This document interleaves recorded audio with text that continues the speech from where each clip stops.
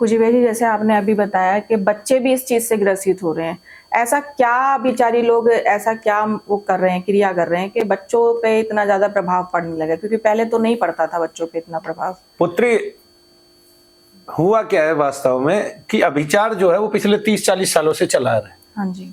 इसके लिए किसी ने प्रयास किया नहीं, उल्टा अभिचारियों की संख्या बढ़ गई। दूसरा, जो अभिचार है वो बहुत सारे रूपों में व्याप्त हो गया। वो अभिचार जो है वो ईश्वरीय ऊर्जा के रूप में व्याप्त हो गया। जैसे जो अभिचारी है वो दारू चढ़ा रहा है कहीं, वो सिगरेट दे रहा है कहीं, वो मांस खिला रहा है किसी को, वो कबूतर का मांस खिला रहा है, वो किसी चीज का मांस खिला रहा है, वो बकरे का मांस खिला रहा है। वो अभिचार करते करते ये भूल गया कि तुम ईश्वर की साधना कब से निरत हो गए हो। बिल्कुल तुम कर तो ईश्वर की साधना रहे थे और तुम ये भूल गए हो कि तुम ईश्वर की साधना ही नहीं कर रहे, दूसरों के कार्य कर रहे हो, और वो भी अभिचार के जरिए।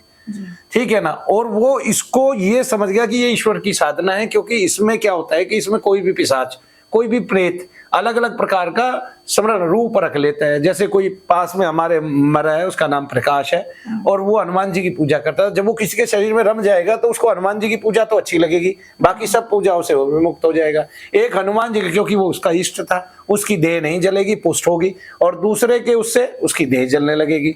तब क्या होगा कि उसके साथ घर्षण होगा, और उस घर्षण में उसके जितने कष्ट है आपकी बॉडी में बैठने के, वो कष्ट आप महसूस करोगे। तो जो अभिचारी है वो इस मात्रा में इसलिए बढ़ गए क्योंकि अभिचारियों ने अपने आप को देवता बना दिया कि मेरे में माता आती है, मेरे में खाटू श्याम जी आते हैं, मेरे में नीले घोड़े वाले आते हैं, मेरे में जहारवीर गोगा जी आते हैं। तो ऐसे आते नहीं है। जहारवीर गोगा जी कहाँ जाएंगे बताइए मुझे? एक आसन है उनका, वो वहां बैठे हैं हमेशा। जो जहां बैठ जाता है वहीं बैठा रहता है।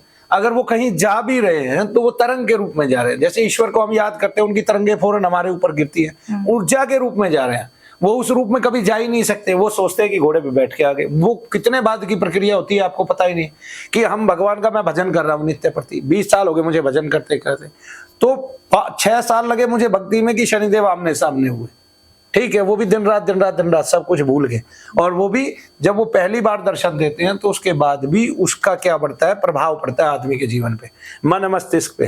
फिर वो ईश्वर के अलावा किसी को भजता नहीं, उसके अलावा अपने इष्ट के अलावा किसी को देख ही नहीं पाता है, और उसमें अपने इष्ट के लिए हमेशा चिंतन हो जाता है, स्मरण हो जाता है, और वो सब चीजों को भूल जाता है, बाकी सब संसार का विस्मरण हो जाता है।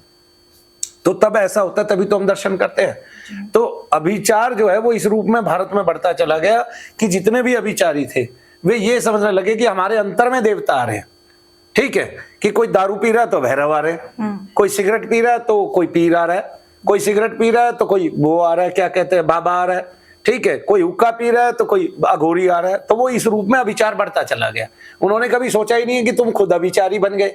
ठीक है, जबकि वो अभिचार मिटाने वाले के लिए चले थे, और वो खुद ही उससे ग्रसित हो गए, अपने परिवार को ग्रसित कर लिया। और पुत्री, बच्चों में ये प्रक्रिया आने का ये कारण है कि जब 30 साल से अभिचार को किसी ने नहीं निकाला, तो जिस माँ के शरीर में पूरा प्रेत रम चुका है वो उसके बच्चे पर, गर्भ पर विशेष प्रभाव डालता है।